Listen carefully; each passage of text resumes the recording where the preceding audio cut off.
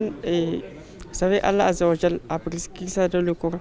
Il dit Ya ayyuhallazina amanu kutiba alaykum siyamu kama kutiba ala alladhina min qablikum la'allakum tattaqun. Ô vous les croyants, on vous a prescrit le jeûne afin que vous atteigniez la piété. On vous a prescrit le jeûne comme on a prescrit à ceux d'avant vous, afin que vous atteigniez le jeûne et la piété. C'est-à-dire ceux qui jeûnent, en jeûne pour se rappeler donc de Dieu en général, puisque vous savez, bien entendu, vous êtes d'accord avec moi, quand on jeûne, on est assoiffé, on est affamé, ce qui nous fait souvenir de la situation des plus démunis aussi. Donc, qui peut nous amener à donner l'aumône, à avoir la pitié, à enseigner aussi la bonté, tant d'autres.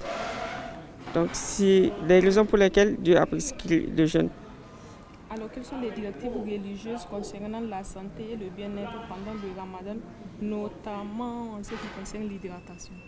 Parce qu'il y a des gens qui disent que, genre, si tu mets de l'eau sur ton corps, c'est comme si ça diminue et dans les... Comment on appelle ça déjà? Souffra.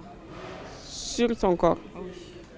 En fait, moi, je ne peux pas me prononcer sur ça parce que je ne suis pas ouléma. Okay. Dire que verser de l'eau sur son corps, ça peut diminuer les récompenses de Dieu. Pour commencer, le jeûne fait partie des seules adorations dont Allah ne nous a pas donné la récompense. Il n'y a pas de barème pour le jeûne. En fait, pour la prière, il dit que c'est jusqu'à 27. Ça, c'est limité à Allah. Pour les autres adorations, il y a toujours des barèmes. Mais pour le jeûne, Dieu dit que c'est pour lui. Ça, c'est lui qui va donner ça au jour de la résurrection. Voyez-vous donc parler de déverser de l'eau sur le corps, vous avez dit, n'est-ce pas? Sur le corps, si ça peut diminuer ou pas. Les récompenses du jeûneur, là, nous ne pouvons que nous abstenir de tels propos.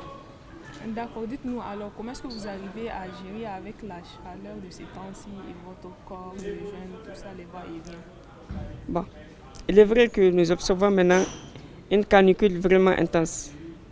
La température monte en flèche. Il fait excessivement chaud et ce n'est pas facile pour nous de poursuivre le jeûne, surtout sous ce soleil méchant qui nous pique avec ses rayons sans pitié. Nous, on travaille. On travaille sous le soleil, nous circulons de tort à travers. Et même pour ceux qui sont chez eux, je vous assure, à un moment donné, s'ils ne sont pas sous climatisation, le jeûne va être pénible pour ces gens-là. Donc peut-être si ce que nous pouvons demander, ou bien ce que nous pouvons conseiller aux jeûneurs, c'est de multiplier la lecture du Saint-Coran s'ils le peuvent, les invocations et les évocations d'Allah Azza wa Jal. Alors dites-nous, quel bienfait personnel retirez-vous de la pratique du jeûne? Les bienfaits personnels dont nous en tirons du jeûne, n'est-ce pas?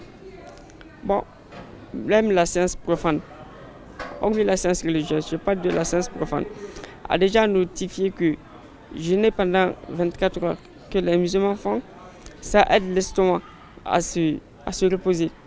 C'est-à-dire l'estomac a besoin de beaucoup plus de calories pour procéder à la digestion. Mais au moment où nous allons jeûner, cet estomac va se reposer et les différents organes du corps également vont s'y reposer. Et ces calories qui devraient être fournies pour faciliter la digestion vont être maintenues maintenant pour les autres parties de l'organisme. Donc même quand vous êtes malade, souvent vous partez à l'hôpital, les médecins vous suggèrent souvent de jeûner. Même si vous n'êtes pas religieux, ils vous suggèrent quand même de passer une journée en jeûne.